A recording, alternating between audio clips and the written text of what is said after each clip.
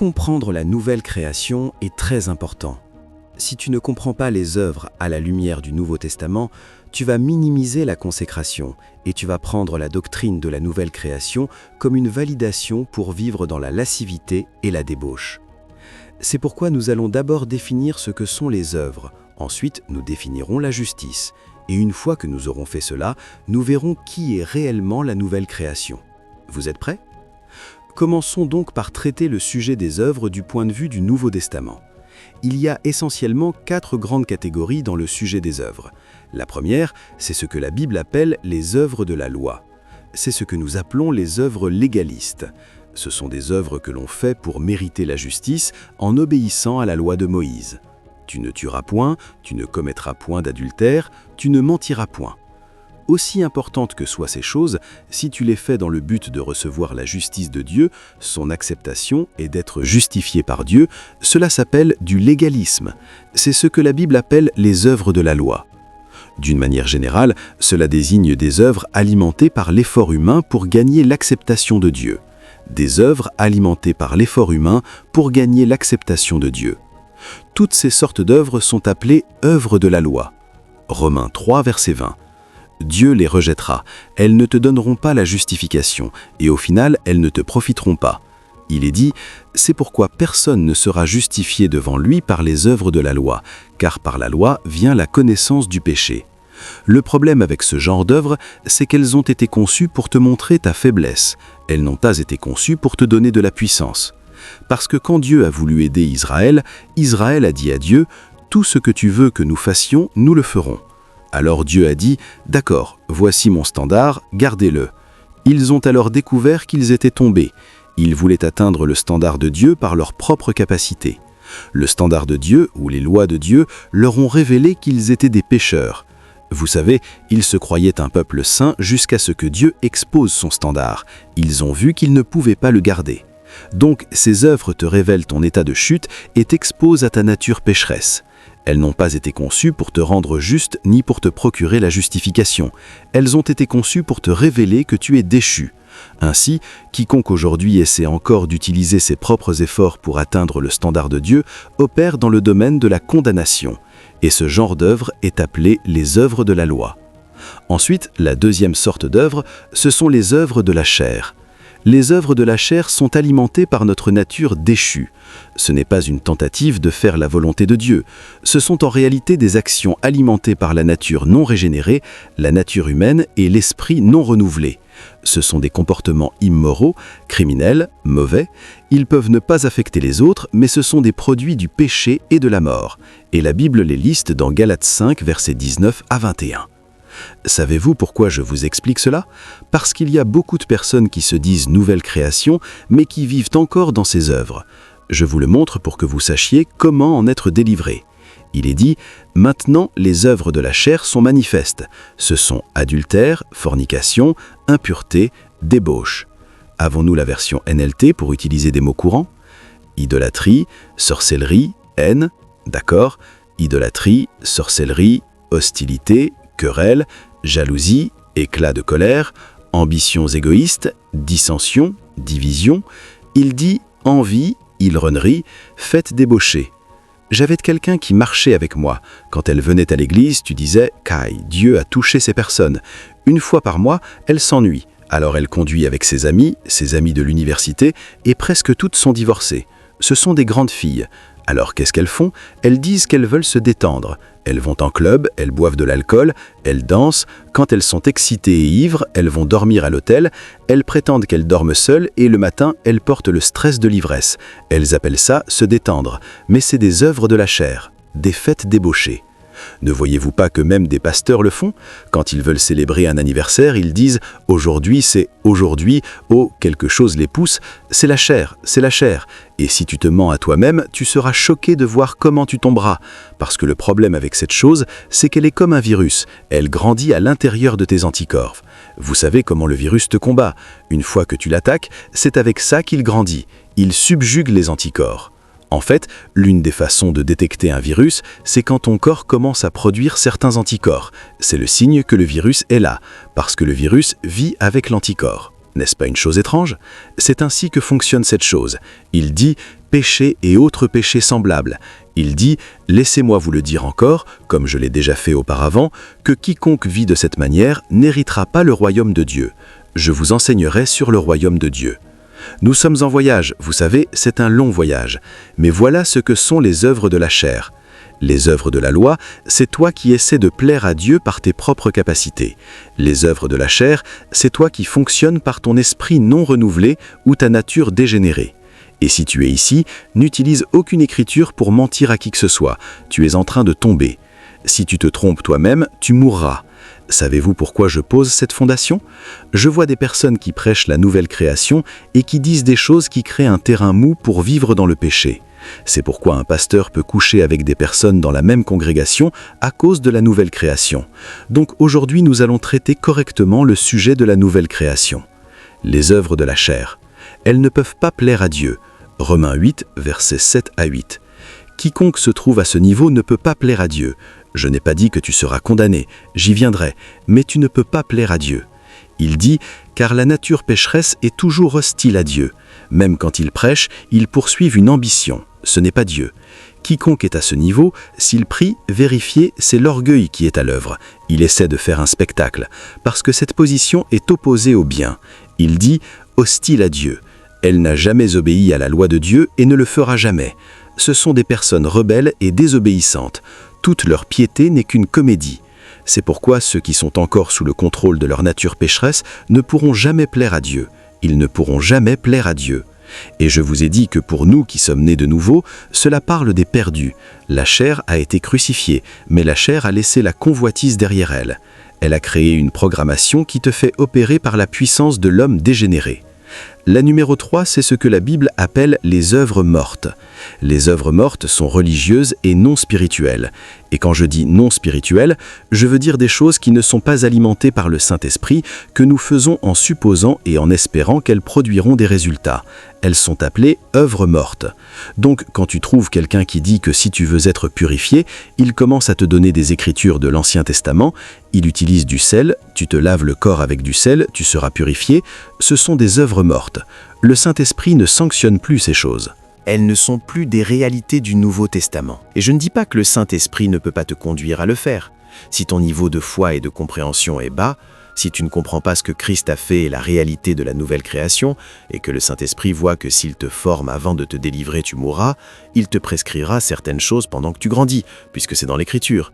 Mais si tu en fais maintenant une pratique, ce sont des œuvres mortes. Donc, si tu dis que pour quiconque veut se marier, il faut prier à minuit, ce sont des œuvres mortes. Si tu dis que pour quiconque veut être purifié, il faut se baigner avec du sel, ce sont des œuvres mortes.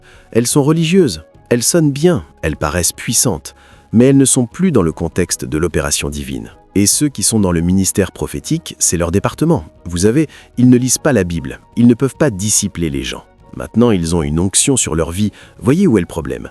Tout ce qu'ils font par cette onction fonctionne, parce que c'est l'onction que Dieu honore. Mais cela ne veut pas dire que ce qu'ils font est biblique. Dieu a quitté cet ordre. Donc, quelqu'un qui est oint peut te dire de te baigner à minuit avec ceci, tu te baignes, pendant que tu te baignes, il déclare quelque chose, ça arrive. Il en fait maintenant une doctrine. Le problème, c'est que celui qui est oint, quand il n'est plus là, et que ceux de la deuxième génération commencent à faire la même chose aux gens, c'est là qu'ils comprendront que ce sont des œuvres mortes, parce que ce n'est pas cette pratique qui délivrait les gens, c'est l'onction qui était sur sa vie. Et il y a beaucoup d'œuvres mortes comme cela, comme dans notre génération aujourd'hui. Dieu n'entend plus la prière sauf si tu pries avec une certaine posture ou si tu cries fort. Ce sont des œuvres mortes. Donc, quiconque porte cela, tu trouveras rarement quelqu'un qui dirige la prière en disant « Parlons à Dieu ». Nous crions sur Dieu de nos jours, parce que si tu ne cries pas, Dieu n'entend pas, et si tu ne prends pas une certaine posture. Ce sont des œuvres mortes. À mesure que tu mûris, tu les abandonneras. Numéro 4, les œuvres de la foi. Ce sont des œuvres alimentées par la direction du Saint-Esprit et par la grâce de Dieu.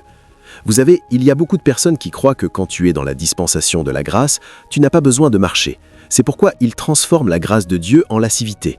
Ils croient que si tu es un homme de foi, tu n'as pas besoin d'œuvres. Non, le Saint-Esprit t'inspirera et la grâce de Dieu te donnera la puissance. Chaque fois que le Saint-Esprit t'inspire à faire quelque chose et que la grâce de Dieu te donne la puissance, cela s'appelle les œuvres de la foi, parce que tu ne le fais pas pour la justification, tu es déjà justifié. Tu ne le fais pas pour l'acceptation, tu es déjà accepté. En réalité, la raison pour laquelle tu le fais, c'est parce que tu es accepté. C'est comme faire le travail dans la maison de ton père. Quand tu nettoies le sol dans la maison de ton père, tu ne le fais pas pour devenir un fils. Tu ne le fais pas pour que ton père t'aime. Tu ne le fais pas pour que ton père t'accepte. Tu le fais parce que tu es son fils. Donc, c'est parce que tu es justifié et accepté que tu le fais. Souvent, c'est l'Esprit qui l'inspire et la grâce qui le rend possible. Ce sont appelées œuvres de la foi.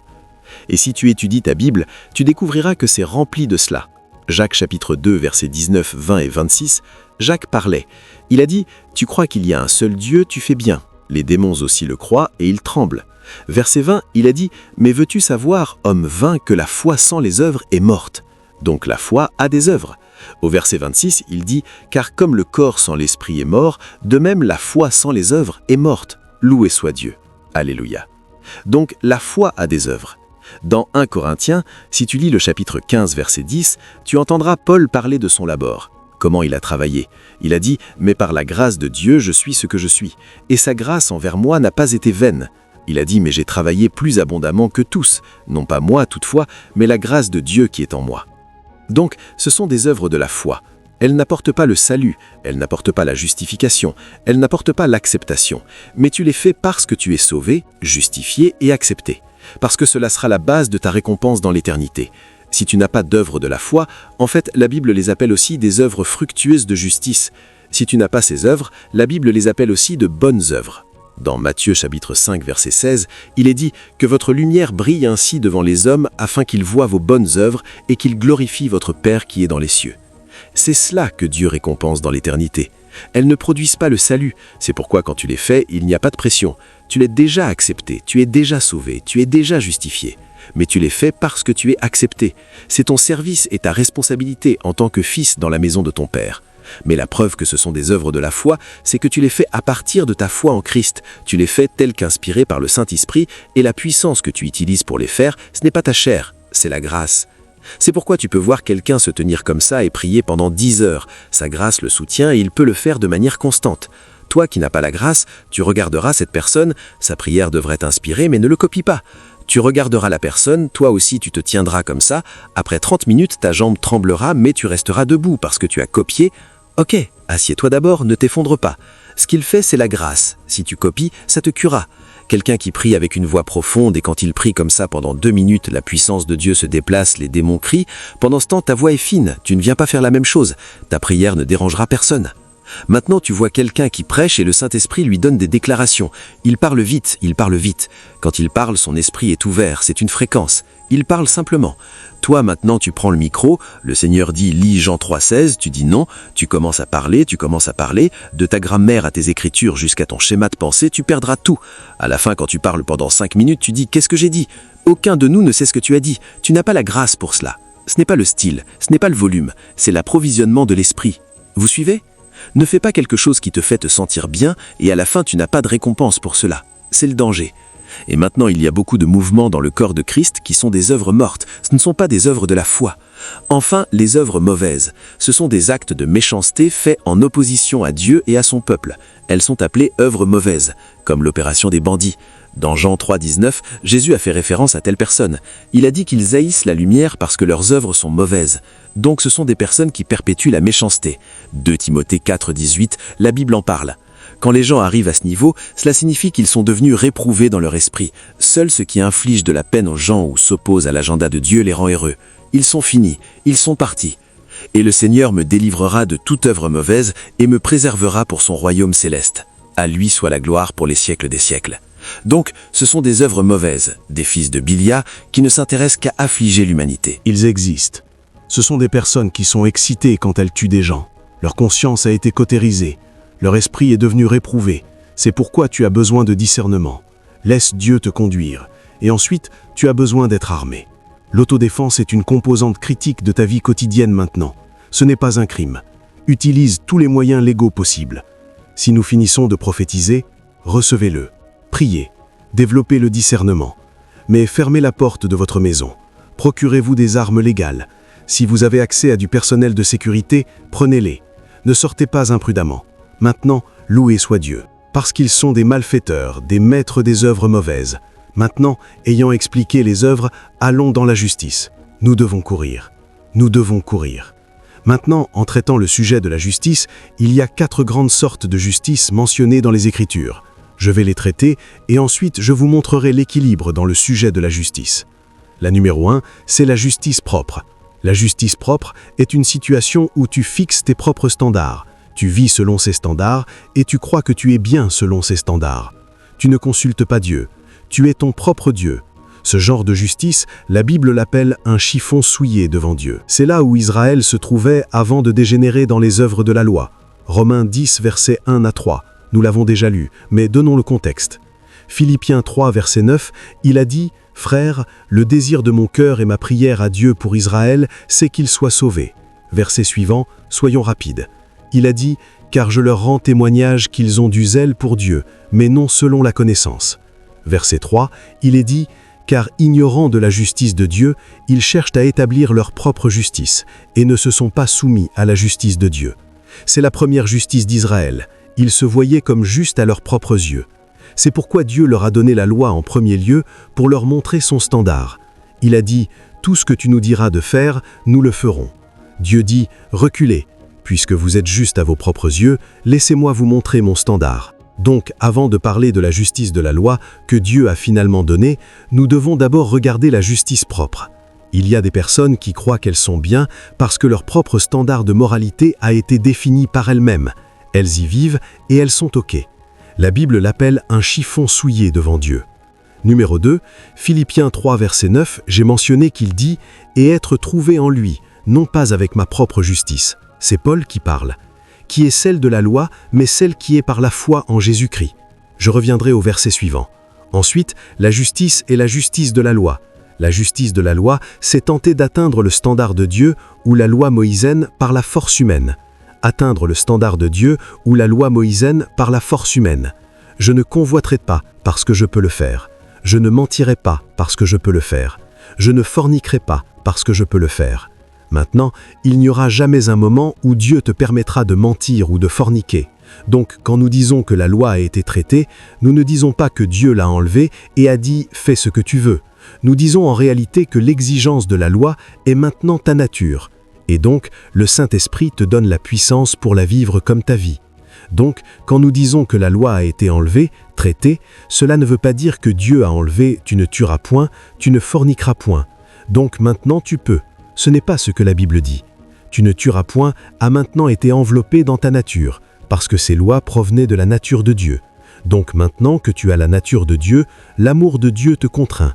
Le Saint-Esprit te donne la puissance, donc naturellement tu n'auras plus ces penchants. Mais vous voyez, il y a des personnes qui n'ont pas encore reçu la grâce et la puissance de Dieu, elles veulent le faire par leur propre force. Donc elles veulent atteindre leur propre justice de la loi par leur propre capacité. Et ce type de justice, c'est ce que la Bible dit qui apporte la connaissance du péché et ne peut pas justifier.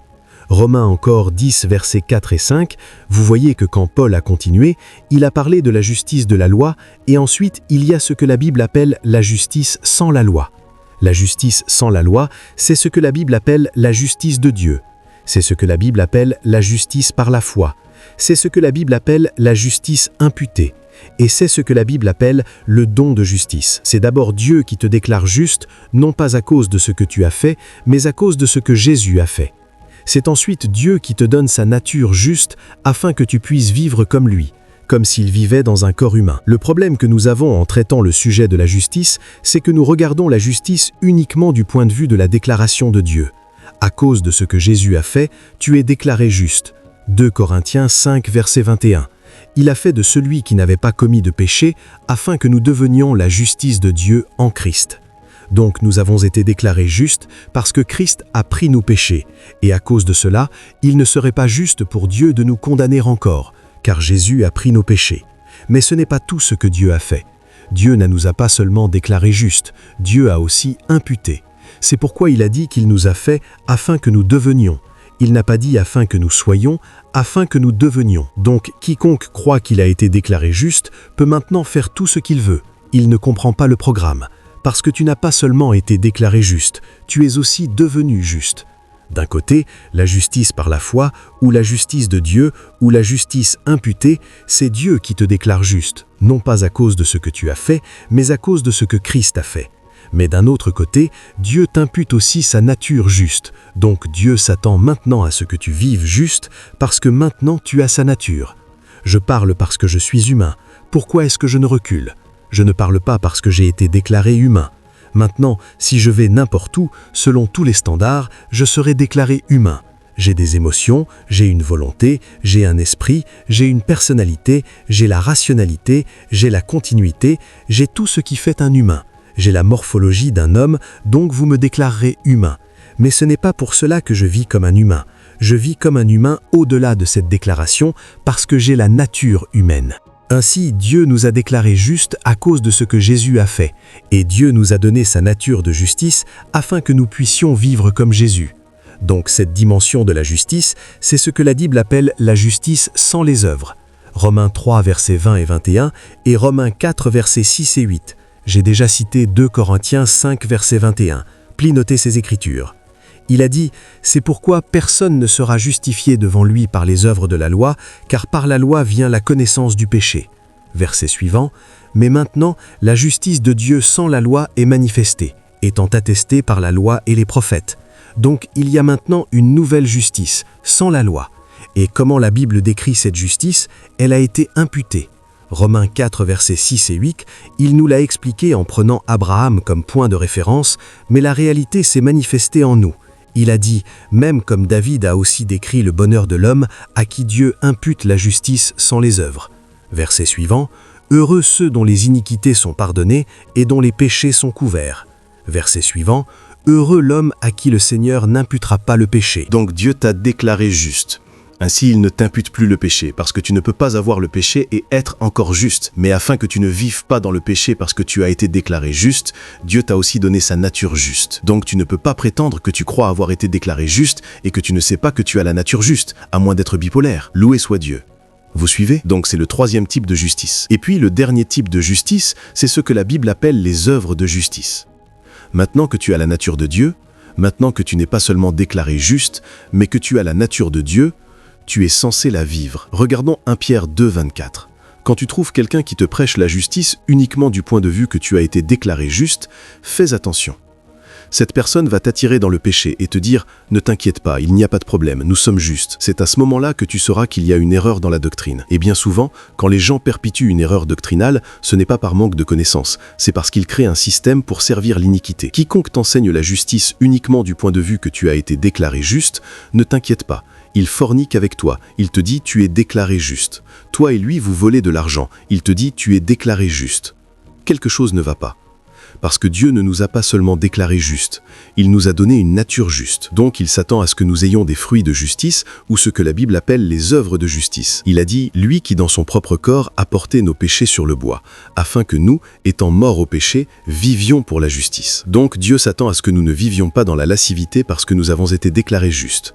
Parce que s'il nous avait seulement déclarés justes sans nous donner la nature juste, alors il nous aurait permis de vivre dans la lascivité. Cela voudrait dire que même si je pêche, je suis juste.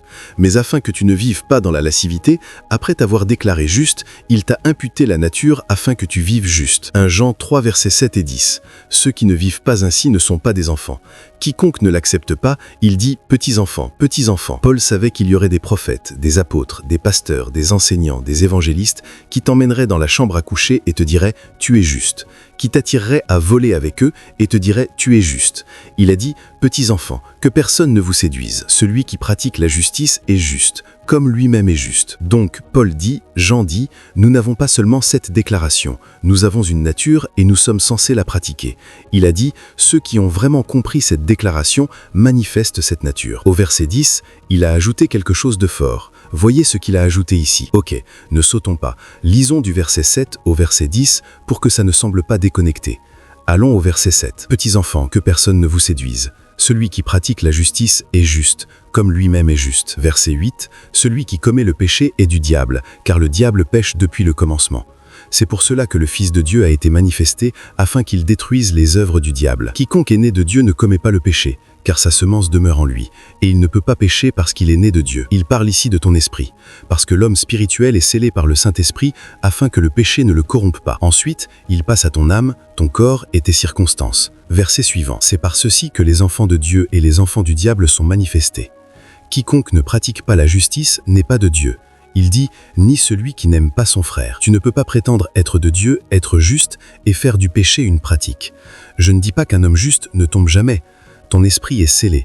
Ton esprit est éternellement sanctifié. Mais dans ton âme, Paul s'attend à ce que tu déploies la puissance de la parole, du Saint-Esprit et de la grâce, et que tu vives juste. Donc la Bible dit qu'un homme juste peut tomber 7 fois, mais il ne restera pas là, il se relèvera. Je suis déjà tombé, mais je n'ai pas vécu là. Si tu as cette nature, elle ne te laissera pas y rester. Si tu deviens à l'aise là et que tu construis un système autour, tu es un fils de Bélial. Tu as été engendré par un serpent. Tu as juste appris le langage de l'Église. Tu n'as pas cette nature. Je dis cela brutalement parce que notre génération a été assiégée par des hommes méchants et déraisonnables. Petits enfants, que personne ne vous séduise. Que personne ne vous séduise. Celui qui pratique la justice est juste, comme lui-même est juste. Donc Dieu s'attend à ce que nous fassions quoi? Les œuvres de justice. Fais-les. Hébreux 12, 11, Jean 2, 29.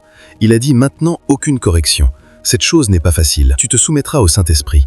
Tu mangeras la parole de Dieu. Tu resteras avec les enfants de Dieu. Apprends les voies de Dieu. Il a dit « aucune correction ». Pour le moment, ne semble être joyeuse, mais plutôt triste. Néanmoins, plus tard, elle produit le fruit paisible de la justice. Donc ce n'est pas quelque chose qui arrive juste en déployant la grâce. Le Saint-Esprit peut t'étirer dans la prière, le Saint-Esprit peut te faire passer par des processus difficiles qui t'aident à dépendre de Dieu, le Saint-Esprit peut te faire traverser des saisons de méditation, d'interaction profonde avec la parole, afin que cette nature du serpent soit perpétuellement mortifiée. Donc ce n'est pas une posture que tu prends juste en venant à l'église, en portant des écritures, en courant et citant. Cela sera douloureux, il a dit, mais si nous continuons, cela produit un fruit parce que c'est manifeste. Nous sommes appelés les arbres de justice pour l'amour de Dieu. Cela signifie que nous sommes censés produire des fruits de justice. Il y a quelque chose qui ne va pas dans le corps de Christ. Les gens courent avec « nous sommes déclarés justes », nous avons la justice imputée, et cette nature ne se manifeste pas. Comment se fait-il que tu manifestes ta nature humaine, mais que tu manifestes pas ta nature divine, et que tu construises une doctrine pour faire croire que c'est normal? Si tu te réveilles le matin et que tu ne peux pas marcher, vas-tu dormir? Si tu deviens sourd, vas-tu te taire? Si tu ne peux pas parler, vas-tu te taire? Cela veut dire que quelque chose ne va pas avec la nature humaine, parce que tu dois parler, tu dois marcher. Comment se fait-il que tu manifestes la nature du diable et que tu dis que c'est ok, et que tu utilises la doctrine pour le couvrir? La première possibilité, c'est que tu ne sais pas, mais la deuxième possibilité, c'est peut-être que tu n'es pas vraiment juste, parce que si tu es juste, cette nature insistera à se manifester. Si tu sais que tu es juste, tu sais que quiconque pratique la justice est né de lui. Loué soit Dieu. Maintenant, laissez-moi vous montrer les 3 grands sujets qui traitent de l'équilibre de la justice. L'équilibre, cette leçon semble être pour mardi. Nous ferons la nouvelle création. Je veux vous montrer l'équilibre parce que, écoutez ceci, si je ne fais pas ce travail, certaines personnes qui sont des loups déguisés en brebis vous montreront des doctrines extrêmes de nouvelle création ou d'hypergrâce pour vous rendre à l'aise dans votre iniquité. Donc, j'ai besoin de faire l'équilibre. Je vais d'abord vous montrer l'équilibre entre pardon et sainteté, ensuite je vous montrerai l'équilibre entre justification et sanctification, puis je vous montrerai l'équilibre entre grâce et consécration. Parce que quand vous étudiez ces 2 sujets, surtout si vous ne comprenez pas la nature tripartite de l'homme et la façon dont les œuvres de Christ touchent cette nature tripartite, vous verrez une chose et vous courez vers l'extrême, et vous ne comprendrez pas l'autre équilibre. Par exemple, il y a des personnes qui croient que nous sommes pardonnés, et que nous ne sommes pas seulement pardonnés de nos péchés passés et présents, mais que nous sommes pardonnés de nos péchés futurs. Et à cause de cela, ils croient que peu importe ce que nous faisons maintenant. Donc ils se séparent de la sainteté. Parce que la sainteté est en réalité l'acte de vivre la justice. La justice est la nature. Les œuvres de justice qui est la séparation pour Dieu et la manifestation de Dieu. C'est ce que nous appelons la sainteté. C'est pourquoi la définition originale de la sainteté est la beauté. C'est le reflet de la divinité.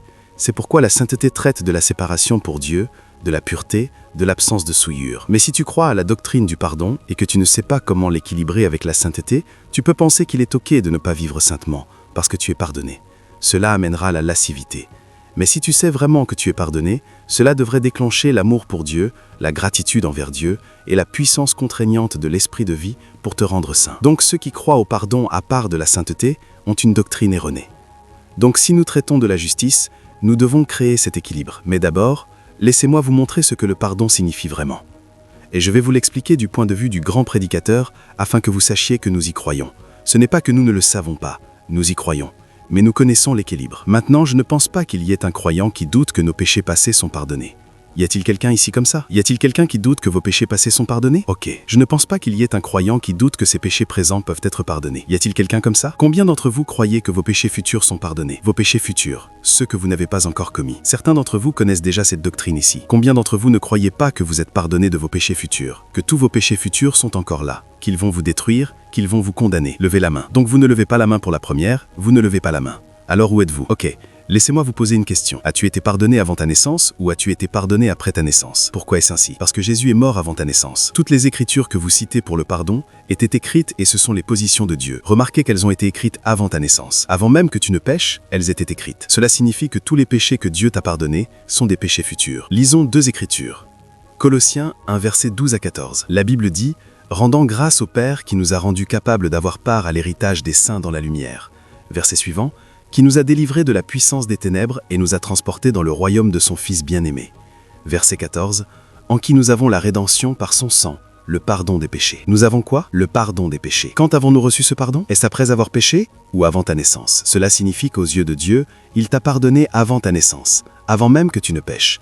Parce que le pardon a commencé quand Jésus a payé le prix pour le péché et pour les pécheurs. Donc quiconque est un pécheur, Dieu l'a pardonné parce que Jésus est mort pour le monde entier. Donc tous ceux qui sont assis ici, nous sommes dans le futur de la croix. Donc tous nos péchés étaient des péchés futurs. Mais Dieu a rendu le pardon avant que nous commions. Alors ceux qui sont venus avant la croix étaient porteurs de péchés passés. Et même ceux-là, la Bible dit que Dieu les a pardonnés. Le problème avec cela, c'est que si tu lis 1 Pierre 3 verset 19, quand Jésus est allé dans la tombe, la Bible dit qu'il a prêché. Certains d'entre eux, même là, ont refusé l'évangile. C'est pourquoi quand Jésus est ressuscité, la Bible dit qu'il a emmené des captifs en triomphe. Ce pardon, il est allé leur offrir. Certains l'ont reçu, d'autres ne l'ont pas reçu. Maintenant, ceux qui l'ont reçu étaient ceux qui avaient cru en Dieu pendant qu'ils étaient sur terre et qui vivaient avec une bonne conscience. Ceux qui ne l'ont pas reçu étaient ceux qui n'avaient pas cru en Dieu pendant qu'ils étaient sur terre. Ils avaient déjà programmé leur conscience, donc il n'y avait aucun moyen qu'ils le reçoivent. C'est pourquoi je dis aux gens, si tu vis dans le péché et que tu espères te repentir avant de mourir, tu te programmes toi-même. Tu ne pourrais peut-être pas, mais ce n'est pas le sujet d'aujourd'hui. Regardons Romains 3 versets 23 à 27.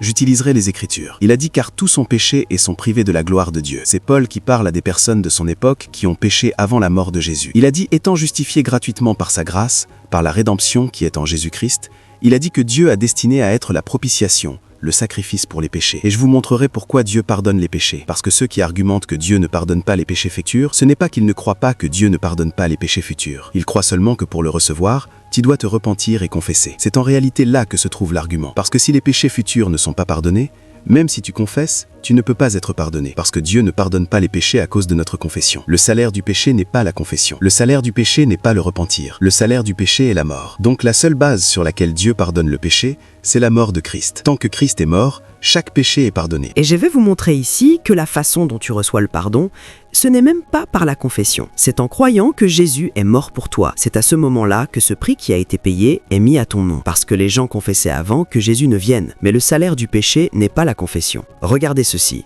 Il dit que Dieu a destiné Jésus-Christ à être une propitiation par la foi. Que je n'explique pas trop. Il a dit car Dieu a présenté Jésus-Christ comme le sacrifice. Pourquoi? Parce que Hébreux 9, 22 dit « Sans effusion de sang, il n'y a pas de pardon des péchés. La seule façon dont Dieu pardonne les péchés, c'est quand du sang est versé. » Et la raison pour laquelle Dieu pardonne le péché à cause de l'effusion de sang est dans Lévitique 17, 11. Il dit « La vie de la chair est dans le sang. » Donc Dieu a donné le sang pour l'expiation. Cela signifie que quand du sang est versé, la vie a été prise. Cela signifie que le pécheur est mort. Donc la Bible dit que Dieu a présenté Jésus-Christ comme le sacrifice pour le péché. Il dit maintenant que les gens sont rendus justes avec Dieu quand ils croient que Jésus a sacrifié sa vie en versant son sang. Ce sacrifice montre que Dieu était juste quand il a retenu sa main et n'a pas puni ceux qui ont péché dans le passé. Donc la raison pour laquelle Dieu n'a pas puni Abraham, Isaac et Jacob en les condamnant en enfer, c'est parce que Dieu savait que dans le futur, il allait présenter un sacrifice pour leurs péchés, qui est Jésus-Christ. Donc la Bible dit que Dieu était juste en faisant cela. Donc si Abraham n'est pas allé en enfer et n'a pas été condamné perpétuellement, mais a été mis dans le sein d'Abraham, où d'autres croyants étaient gardés et ressuscités avec Christ, c'est pour cette raison, parce que Dieu savait que dans le futur, un sacrifice serait présenté. Verset suivant, il dit qu'il regardait en avant et les incluait dans ce qu'il allait faire dans ce temps présent. Il a dit que Dieu a fait cela pour démontrer sa justice, car lui-même est juste et équitable, et il déclare les pécheurs justes à ses yeux. Vous suivez? Il déclare quoi? C'est là qu'il implique tout le monde maintenant, que ce soit passé, présent, futur, tant que tu es un pécheur à n'importe quel moment dans la référence de Dieu, si tu es un pécheur, il dit qu'il déclare les pécheurs justes à ses yeux. Quand ils font quoi? Quand ils croient en Jésus. Tant que ta foi en Christ est maintenue, Dieu te déclare juste. La seule chose qui peut t'affecter en ce qui concerne le péché, c'est quand ta foi en Christ est altérée. Il a dit, à n'importe quel moment de ta vie où tu es appelé pécheur, ce que Dieu va vérifier, c'est ta foi. Si ta foi est en Christ, il dit que Dieu te déclare juste. Donc, si tu es dans le passé et que tu es un pécheur, et que tu as la foi en Christ, Dieu te déclare juste. Si dans ton futur tu es encore un pécheur et que tu as la foi en Christ, Dieu te déclare juste. Donc, ce que Dieu vérifie quand il regarde un pécheur, c'est où est sa foi. Est-ce que sa foi est en Christ? Il est OK. C'est ce que Paul pensait. Donc, si tu es un pécheur dans le passé, Dieu te déclare juste si ta foi est en Christ.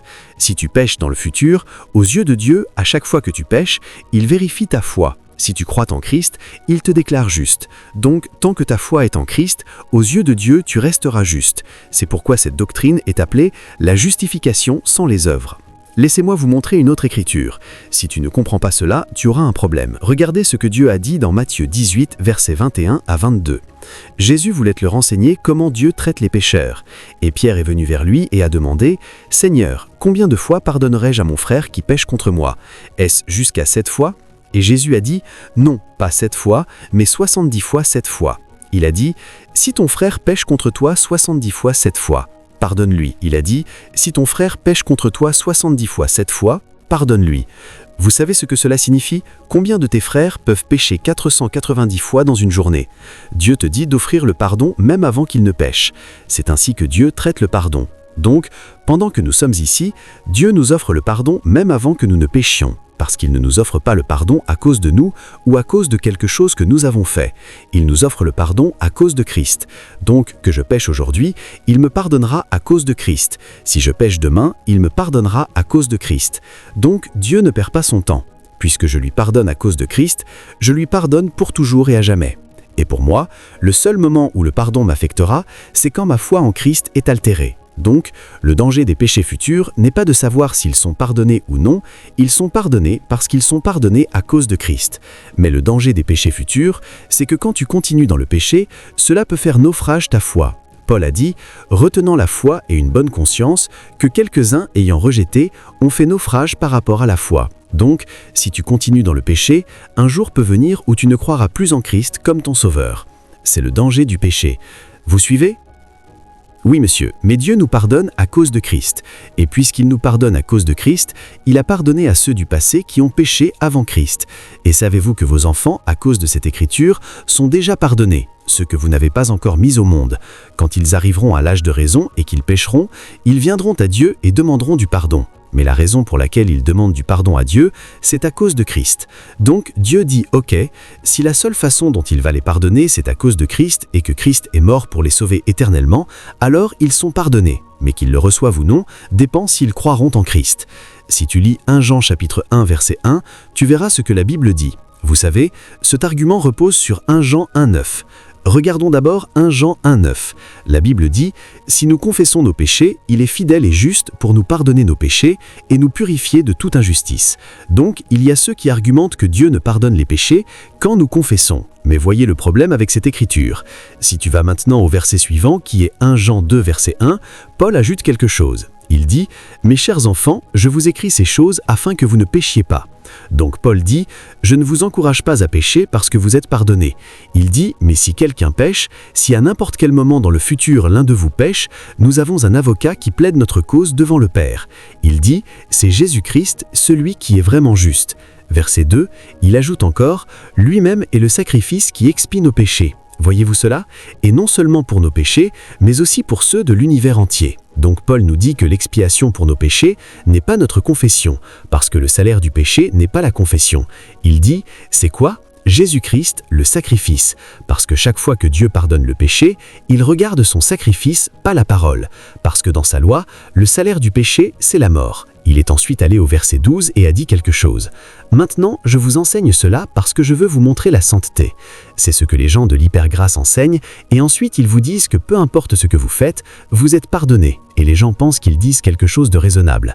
Nous y croyons, nous le savons. Mais je veux vous montrer autre chose qu'ils ne vous disent pas. Il a dit « Je vous écris à vous qui êtes enfants de Dieu parce que vos péchés ont été pardonnés ». Il n'a pas dit « seront pardonnés ». C'est une grande différence. Je vous écris parce que quoi? Vous voyez comment il le généralise, comme si tous leurs péchés étaient dans le passé. Je vous écris parce que vos péchés ont été pardonnés. Comment? Par Christ. Donc quand tu demandes à Dieu, est-ce que ce pécheur est pardonné? Dieu dira oui. Tu dis pourquoi? Il dira parce que Jésus a payé. Dieu a reçu un paiement pour nos péchés. Donc Dieu ne peut plus tenir personne en otage à cause du péché. Imaginez que j'ai une boutique de télévision et que quelqu'un entre et demande combien coûtent toutes les télévisions. Je dis 1 milliard. Il dit prends 4 milliards. À quiconque viendra et aura besoin d'une télévision, donne-lui. Si quelqu'un vient maintenant et que je dis cette télévision coûte 100 000, est-ce que je ne suis pas un voleur? Elle a déjà été payée. Quand Jésus est mort, Jésus a payé pour tous les péchés. C'est pourquoi Dieu a pardonné tous les péchés. Et la Bible dit que pour recevoir ce pardon, tu dois mettre ta foi dans ce sacrifice. Donc la raison pour laquelle je demanderai une télévision n'est pas parce que j'en ai besoin. Il n'y a aucun discours que je prononcerai qui te fera me donner la télévision. Mais au moment où j'entre dans la boutique et que je dis à un gars à payer pour la TV, laisse-moi la prendre. Tu ne peux pas m'empêcher de la prendre. Donc chaque fois que nous venons à Dieu, nous ne collectons pas le pardon parce que nous prononçons un discours. Quand nous venons, nous disons Jésus mon sauveur. C'est simplement présenter le paiement. Mais voyez comment cela fonctionne avec Dieu. Quand tu appelles Jésus Seigneur une seule fois et que tu crois, il t'appelle croyant, jusqu'à ce que tu reviennes et dises « je ne crois plus ». Tant que Dieu est concerné, tu es un croyant. Donc il te marque comme pardonné. Donc quand tu lis ta Bible, la plupart du temps tu verras que le mot pardonner ou pardonner est utilisé au passé. Nous sommes pardonnés parce que nous croyons en Christ. Maintenant, pourquoi confessons-nous? Nous confessons pour 2 raisons. Pourquoi nous repentons-nous et confessons-nous? Pour 2 raisons. Numéro 1, pour avoir une bonne conscience. Il est dit dans 1 Timothée 1:19, retenant la foi et une bonne conscience, que quelques-uns ayant rejeté ont fait naufrage par rapport à la foi. Si tu ne te repens pas et ne confesses pas, tu deviendras insensible et un jour viendra où tu tomberas dans l'apostasie, parce que le péché est trompeur. C'est pourquoi même quand tu pèches, si tu ne le fais pas volontairement, parce que ce n'est pas un programme, c'est là que la sainteté entre en jeu. Numéro 1, l'amour de Dieu commence à nous submerger. Quand je me regarde et que je dis numéro 1, je ne peux rien faire pour mes péchés. Numéro 2, si Christ n'avait rien fait, je serais condamné. Et puis je vois que c'est Dieu lui-même qui a présenté Christ sans que je le demande. La Bible dit, alors que nous étions encore pécheurs, Christ est mort pour nous. Et je vois que Dieu est allé de l'avant pour pardonner tous mes péchés sans que je fasse quoi que ce soit. La première chose qui m'arrivera si je le comprends, c'est que je deviendrai reconnaissant et mon amour pour Dieu augmentera. La Bible dit maintenant que si tu es sincèrement reconnaissant, Paul a dit si tu connais vraiment, la première chose qui t'arrivera c'est la gratitude. Et il a dit que cette gratitude déclenchera une réponse de consécration. Il est dit dans Romains 12:1, je vous exhorte donc frères, par les compassions de Dieu, à présenter vos corps en sacrifice vivant, saint et agréable à Dieu. Il a dit c'est là votre risque raisonnable. Donc quiconque ne vit pas saintement est déraisonnable et n'a pas apprécié ce que Christ a fait pour lui. Y a-t-il des personnes qui savent qu'elles sont pardonnées et qui vivent dans la lucivie? Oui, mais elles sont déraisonnables. Les chrétiens qui sont raisonnables, la sainteté est leur réponse naturelle. Je montre ma gratitude et ma raison à Dieu en présentant mon corps comme un sacrifice vivant, saint et agréable à Dieu. Numéro 2, si je comprends cette vérité, si elle devient réelle pour moi, cela déclenchera l'amour de Dieu dans mon cœur. Et quand cet amour de Dieu est déclenché, la chose naturelle que l'amour fera pour moi, c'est que cet amour me contraindra. Donc si tu étudies 2 Corinthiens 5, 14 et 15, Paul a dit l'amour de Christ nous contraint. Il a dit parce que nous jugeons que si un seul est mort pour tous, tous donc sont morts. Il dit que ceux qui vivent ne vivent plus pour eux-mêmes, mais pour celui qui est mort et ressuscité pour eux. Donc quand tu trouves un chrétien qui parce qu'il est justifié et pardonné, vit maintenant dans le péché, il ne sait pas ce qu'il dit. Il ne sait pas ce qu'il dit. Parce que si tu le sais vraiment, tu seras reconnaissant. La réponse de ta reconnaissance, c'est la sainteté. Si tu le sais vraiment, tu aimeras Dieu. La réponse de ton amour, c'est la sainteté. C'est pourquoi il est impossible pour un chrétien qui dit qu'il a compris la justification de ne pas vivre saintement. La gratitude compellera à une vie raisonnable. L'amour compellera à une vie sainte. Si tu ne vis pas saintement, tu n'as pas compris la justification. Tu n'as pas compris que tu es pardonné. Cela signifie que tu es encore dans ton péché. Si tu sais que le péché a été détruit, si tu sais que tu as été pardonné, tu dois vivre saintement. 1 Pierre 2, 24, je l'ai déjà lu. Laissez-moi le relire pour appuyer ce point. Il a dit, lui qui dans son propre corps a porté nos péchés sur le bois, afin que nous, étant morts au péché, vivions pour la justice. Donc la troisième chose qui t'arrive quand tu connais cette vérité, c'est que tu deviens mort au péché. Le péché n'a plus de domination sur toi. Quiconque sait qu'il est pardonné et que le prix du péché a été payé, devient mort au péché. Cette révélation mortifie par l'esprit la puissance et le potentiel du péché. Tu deviens mort au péché. J'aimerais avoir plus de temps. Romains 6, 1 et 2, puis 7, 11, 13 et 16. Voyez ces écritures. Il a dit, que dirons-nous donc? Resterons-nous dans le péché afin que la grâce abonde? Voyez ce que Paul a dit. Loin loin de là. Il dit comment nous qui sommes morts au péché vivrions encore en lui. Donc le même endroit où nous disons que nous sommes pardonnés est le même endroit où nous avons la victoire sur le péché. Si nous n'avons pas la victoire sur le péché, cela signifie que nous ne savons pas que nous sommes pardonnés. Nous essayons juste de jouer avec les mots comme des théologiens. Si nous savons vraiment que nous sommes pardonnés, il y aura de la gratitude, il y aura de l'amour et nous serons morts au péché. Tout cela te donne la victoire sur le péché. Tout cela favorise la sainteté. Paul a dit que nous ne pouvons pas continuer dans le péché. Il a dit loin de là. Il a dit que nous sommes maintenant morts au péché. Il pose maintenant une question. Il dit comment pouvons-nous continuer à vivre dans le péché? Regardez ce que dit le verset 7. Car celui qui est mort est libre du péché. Il est libre. Il est libre. Verset 11. Il a dit de même vous aussi, regardez-vous comme morts au péché, mais vivants pour Dieu en Jésus-Christ. Ce même sacrifice qui a payé pour ton péché te rend vivant pour Dieu. Qu'est-ce que vivant pour Dieu? Vivant pour Dieu signifie vivre saintement. Donc il ne peut y avoir de doctrine de pardon sans vie sainte. Il n'y aura jamais de doctrine de pardon qui insiste sur le fait que tu l'as payé toi-même. C'est toujours à propos du sacrifice de Christ. Ta foi en lui est ce qui te la donne. Mais dans ce même endroit se trouve la puissance pour vivre saintement. Donc quand tu trouves un chrétien qui pêche et qui te dit qu'il est pardonné, il ne sait pas ce qu'il dit.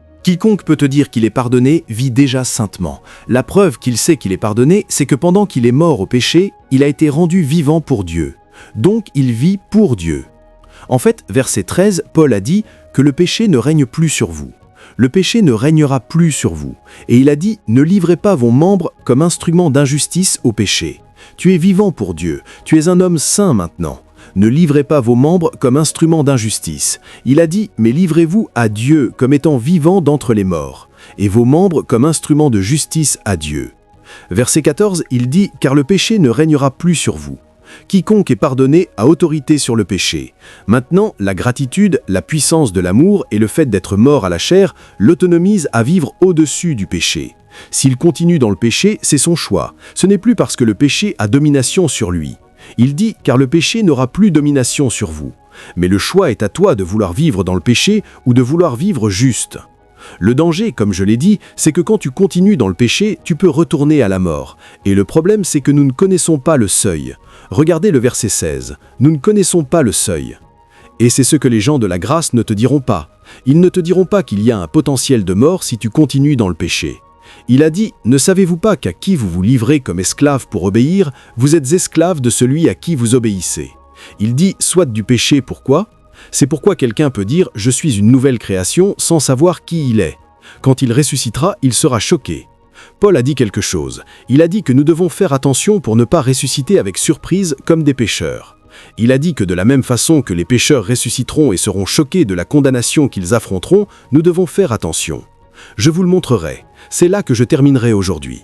Si tu continues dans le péché, Paul a dit que c'est pour la mort. En fait, dans Romains 6, Romains 8, 13, il a dit « Ceux qui vivent selon la chair mourront ». Donc ceux qui vivent dans le péché, ils vivent pour la mort. Et cette mort n'est pas seulement « j'ai le VIH, j'ai le cancer ». C'est une mise en garde. Je dis aux gens « vous n'êtes pas encore allés dans l'éternité ». Cette position absolue que vous prenez que rien ne peut arriver, ne soyez pas choqués. Puis-je vous montrer dans la Bible pendant que nous terminons ? 1 Jean 2, c'est ma dernière écriture, versets 21 à 29. Lisons-la. Il a dit « Je ne vous ai pas écrit parce que vous ne connaissez pas la vérité. Il a dit parce que vous la connaissez. Parce que vous la connaissez et qu'il n'y a pas de mensonge dans la vérité. » Donc il parle aux croyants. C'est Paul qui parle. Il a dit « Qui est le menteur ? Celui qui nie que Jésus est le Christ. C'est lui l'Antichrist, qui nie le Père et le Fils. Il dit « Quiconque nie le Fils n'a pas le Père non plus, mais celui qui reconnaît le Fils a aussi le Père. Il dit que ce que vous avez entendu dès le commencement demeure en vous. Il dit si ce que vous avez entendu dès le commencement demeure en vous, vous aussi demeurerez dans le Fils et dans le Père. Il dit et voici la promesse qu'il nous a promise, à savoir la vie éternelle. Donc il parle aux croyants. Verset suivant, il a dit « Je vous ai écrit ces choses à cause de ceux qui vous séduisent. Il vous a déjà dit que vous êtes ceux qui ont la vie éternelle. Il a dit « Mais je vous donne cet avertissement à cause de ceux qui vous séduisent. Certains vous séduisent avec la doctrine. Ils vous disent que peu importe ce que vous faites, vous êtes pardonnés. Le péché conduit à la mort. Certains vous séduisent avec le péché lui-même. Ils viendront et vous diront qu'ils vous aiment. Ils ne vous aiment pas. Et vous qui êtes ministres, faites attention. Faites attention. Ne construisez pas un réseau d'iniquité et ne soyez pas à l'aise là-dedans, parce qu'il y a 2 raisons pour lesquelles vous serez séduits. Soit le serpent les pousse, soit l'onction sur votre vie les attire. La Bible dit « à cause de l'onguent odorifère qui est sur ton nom ». Il dit « ton nom est comme l'huile répandue ». Il dit « à cause de cela, les vierges t'aiment ». Elle ne t'aime pas pour ton apparence, elle t'aime pour ton huile.